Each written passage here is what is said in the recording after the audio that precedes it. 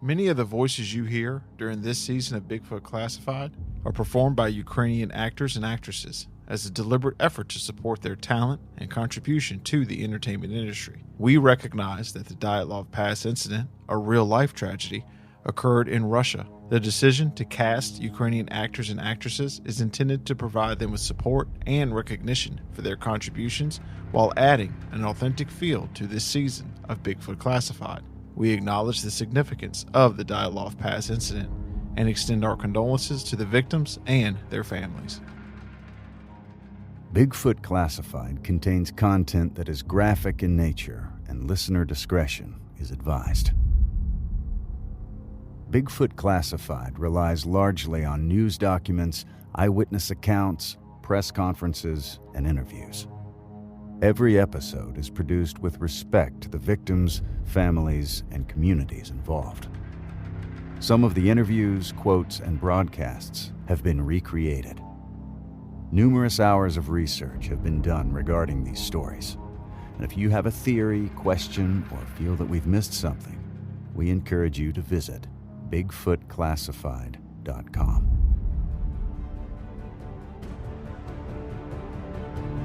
This is Bigfoot Classified.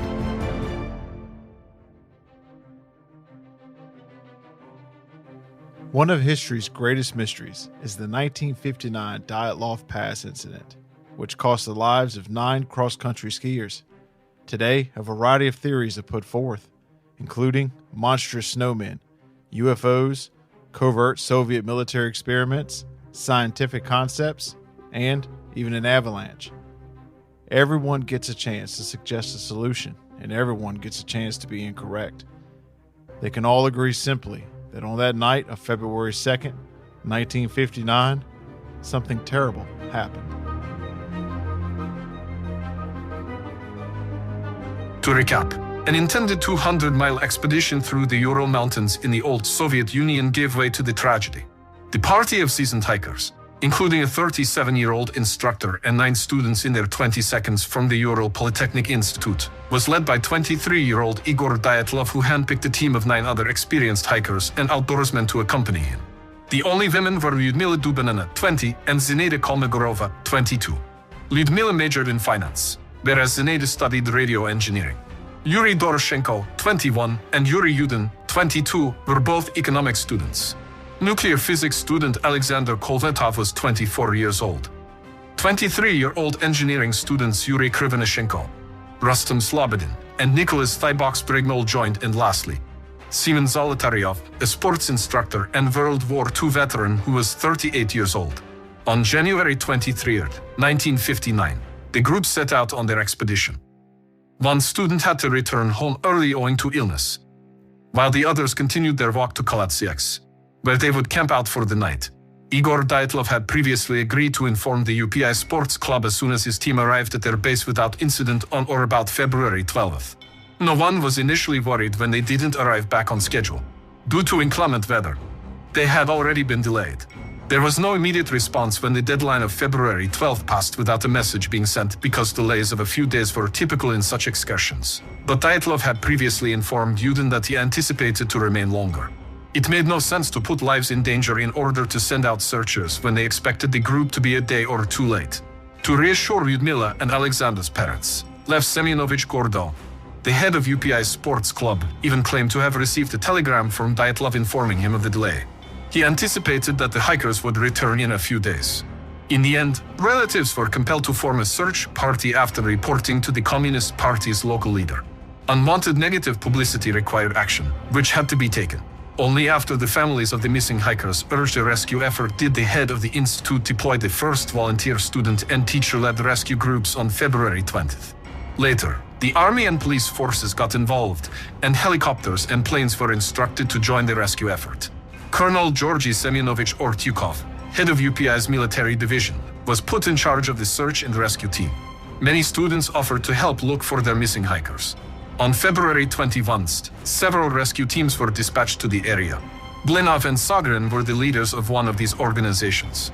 Both groups were familiar with the region's conditions and had just returned from their visits.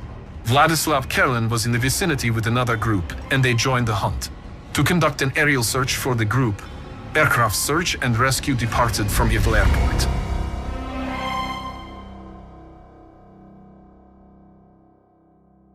With the help of student volunteers, Oleg Grebenik, Moises Axelrod, and Boris Slapkov created 3 additional groups for UPI. 4 local Mansi hunters were also hired for a total of 500 rubles to assist in the search for the missing party. Along with other experts, Moscow dispatched EP, Maslenikov, Baskin, Bardin, and Shoshenko. Boris Slapkov's group was dropped off on February 23rd close to Mount Atortin, the party's eventual goal. Sports skis first tracks were found. A location that the Dyatlov group most likely used for an overnight campout was discovered. They arrived at the mountain the following day, on February 24th, and determined that tourists never made it this far. None of the records, flags, or other items that would have pointed to a recent group visit was discovered by the students. While everyone else searched for hints regarding the direction of future searches, some members began to prepare dinner. They discovered 710 rubles as well as train tickets for some of the group members. The search party saw this discovery as a win. If they had been robbed, then surely the money would be gone too. On February 26th on the slope of Kalatsiaks, they found the tent used by the hikers. Ironically, Slapkov was one of those who, 3 years previously, helped Dyatlov build the tent from 2 tents, lengthening and enlarging it. He knew what it was right away. The rescue team found a stove inside the tent that Dyatlov had built himself. The rescue team noticed immediately that the tent had been cut open from the inside. Whoever had been inside the tent, for one reason or another, had desperately escaped. It is difficult to understand why they chose this odd exit before exiting the tent, oblivious of the entrance. One of the searchers noted that the cuts in the tent were made in slices 40 centimeters long. The searchers noted that if these slices were done in a single cut, that would require a very large knife, maybe with a blade as long as 16 inches, depending on how sharp it was. A smaller blade could have done it, but only by sawing, which makes a cut that is more ragged, which doesn't match the slices made in the canvas of the tent. Whatever had happened, many of the hikers weren't fully dressed and definitely not prepared to brace for the extreme weather when they left the tent. Boots, shoes, sweaters, and knives were all left behind. In actuality, the majority of the clothing and shoes were heaped in the tent's center and perimeter. Additionally, Boris Slapkov found a Chinese-made flashlight which was working fine. He couldn't understand why such important equipment had been left behind. 3 cameras, a group diary, some booze, and other small items were taken from the tent by the students. Mikhail Sharavin, who had been helicoptered to the area to assist with the search and was part of the team who found the tent, recounted. We had gone about 500 meters when on the left I saw the tent. Part of the canvas was poking out, but the rest was covered in snow. I used an ice pick lying nearby to uncover the entrance. He and another rescuer entered and discovered a blanket, several rucksacks neatly arranged, and a pile of boots in the corner. The trip map, official documents, money, and an alcohol flask were also present. A platter of salo, or white pork fat, which is a Slavic delicacy and the type of high-calorie food that hikers bring into the mountains, was next to it. According to Sharavin, it was sliced up as if they were getting ready to have dinner or something and didn't have time. The tent had been slashed open from the inside with a knife, he realized at that point. He pondered that perhaps they were frantically trying to go, but why? After that, he discovered something even odd. Sharavin noticed frozen tracks produced by 8 or 9 persons who were either barefoot, wearing a single boot, or wearing socks right outside the tent. After a distance of 5 to 10 meters, the tracks vanished. Sharavin and his companion were confused at this find, when it was at least minus 20 degrees Celsius outside. They questioned what on earth could have caused the students to leave their refuge wearing only a light jacket. Unfortunately, no one attempted to save or record the tourists' footsteps near the Dyatlov Pass because no one anticipated finding them dead. The precise number of persons in this pass on that tragic day is still up for debate. However, based on the statements of those involved in the search, there were unquestionably 8-9 tracks of footprints left by tourists who were wearing essentially no shoes. They left distinctive columns of crushed snow with a footprint on top after pressing the snow with their feet. The gang was walking in a single file, with a tall man at the back. His steps somewhat obscured those of his pals who had preceded him. Overall, the trail gave the impression of being well organized and smooth as it descended the mountainside. Several trails would diverge from the main path before coming back together. Additionally, additional footprints were found and documented. It is difficult to tell if these were abandoned by rescuers or someone else. They radioed back about their find at the Dyatlov group's final encampment around 6 o'clock in the evening. They were advised by UPI that a sizable search team will be flown by helicopter to their location. In addition, 2 enormous military tents would be delivered for further security and comfort. Colonel Ortyukov would join the search and rescue operation together with the detective. They promptly skied downwards back to regroup and share what they had found with the rest of the searchers. Sharavin brought out the flask of vodka he had discovered in the tent and offered a toast to the well-being of the Dyatlov group later, as they sat around the campfire for their evening meal. "We shared it out between us, there were 11 of us, including the guides," he recalls. "We were about to drink it when one guy turned to me and said, 'Best not drink to their health, but to their eternal peace.'" The man was Ivan Paskin, a local who was assisting in the efforts. He was actually beaten up for his comments. No one could or would admit that such learned hikers could perish so easily. The same day that the tent was found, Nina Sergeyevna Anasimova, sister of Alexander Kolvatov, signed a telegram that was addressed to Nikita Sergeyevich Khrushchev on February 26th and pleas for authorities to launch a rescue effort. Dear Nikita Sergeyevich, by the shouted date on February 9, a group of hikers from the Polytechnic Institute of Sverdlovsk did not return from an expedition in the northern Urals. Search began late only after 10 days had passed. Regional organization have not yet taken effective measures.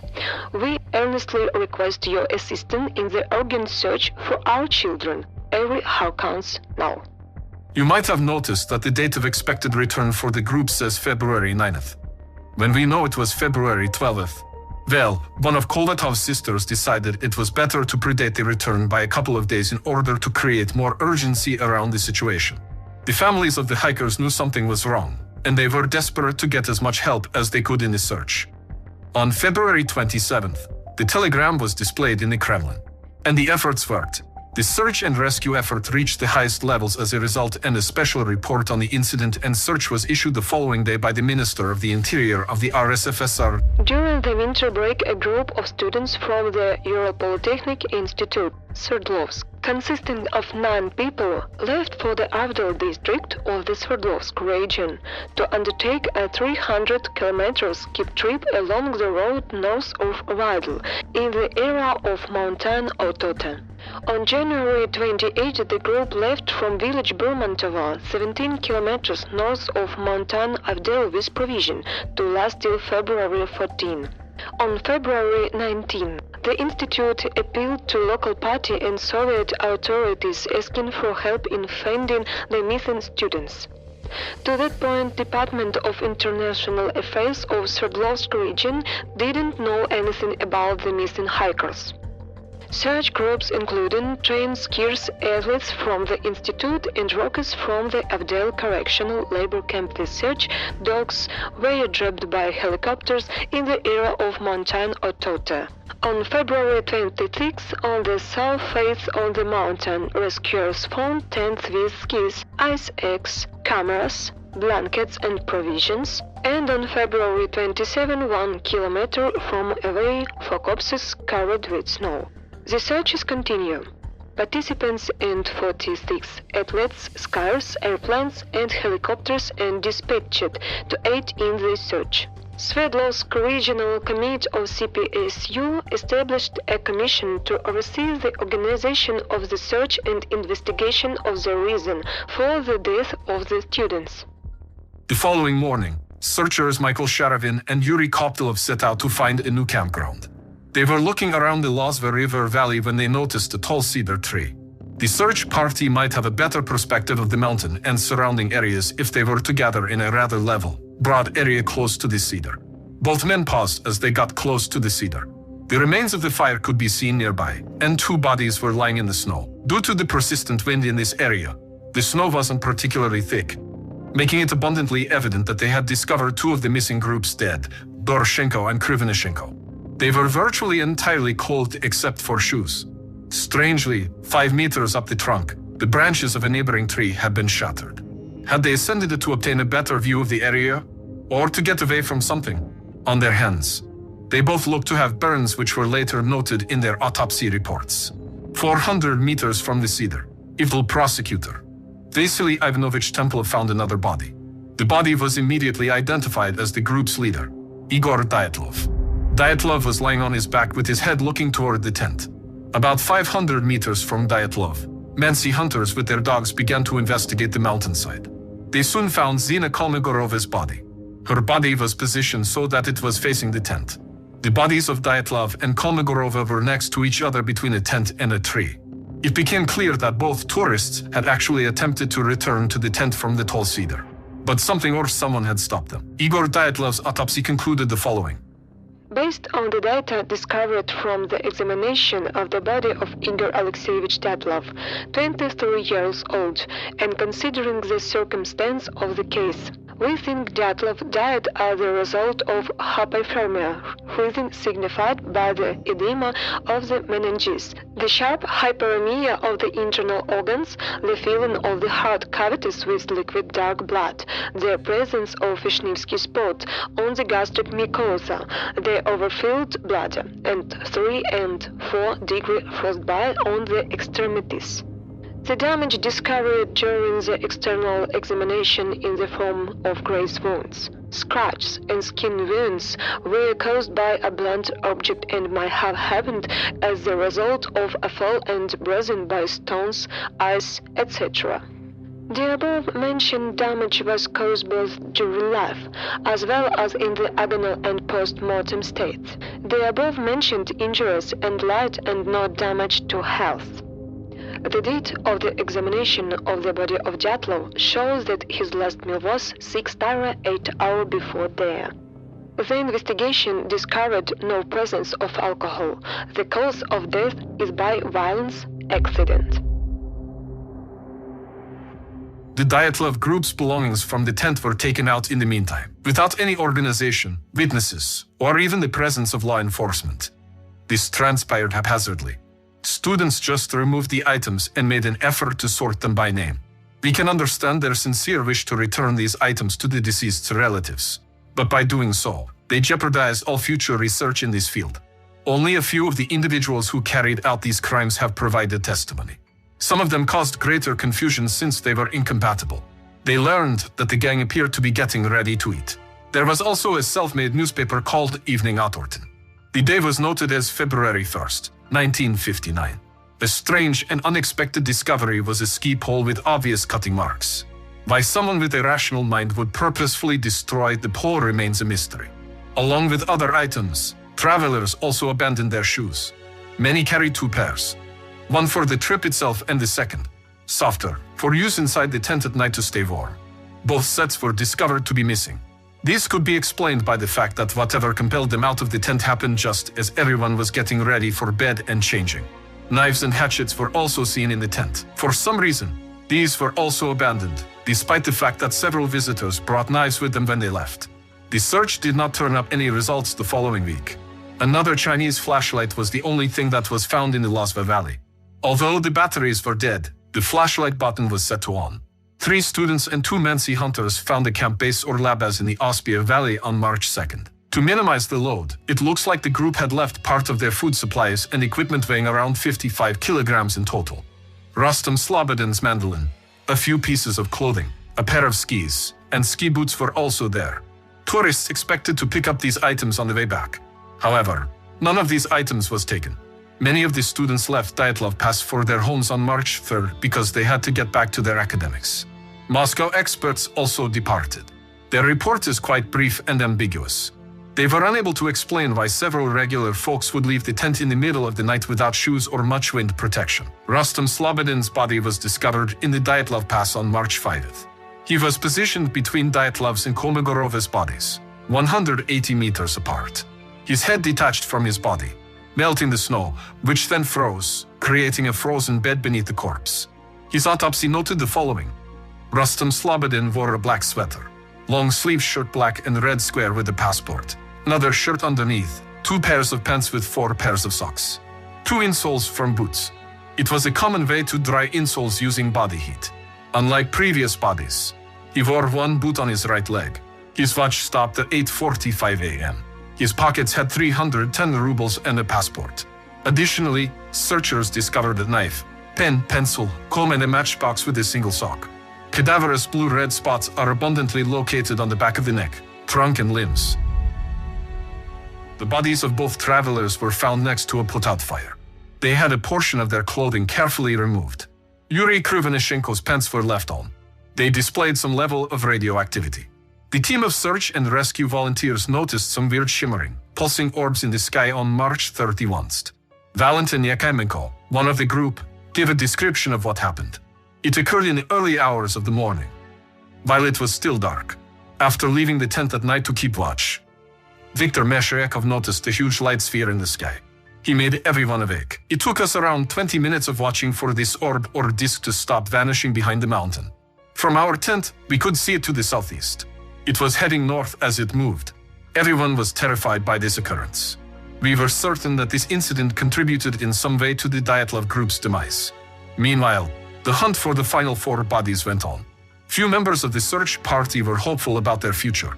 It was said that numerous scientists used a Geiger counter to search for radiation on the Kalatsiaks and Dyatlov Pass slopes. Since Krivonishenko was missing his garments, it was suspected that his sweater and pants were radioactively contaminated. Theoretically, finding a radioactive source could aid in finding any remaining bodies. Who could have informed them that radiation might be present in the Dyatlov Pass is still unknown. The time is a further query. While some witnesses assert that the scientists arrived before the last 4 deaths were found, others assert that they arrived after the dead were discovered to search the area for potential radiation sources.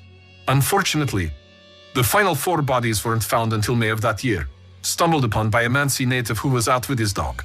The discovery of the final 4 bodies gave no answers, just more and more questions. Lyudmila Dubinina, Alexander Kolvatov, Nikolai Thibox-Brignol, and Seaman Zolotayev were found at the bottom of a ravine, in a stream of moving water. It looked like the group had tried to create some kind of den to hide before they met their demise. Their autopsy report showed extensive injuries among the 4. Nikolai Thibox-Brignol died after extensive damage to his skull.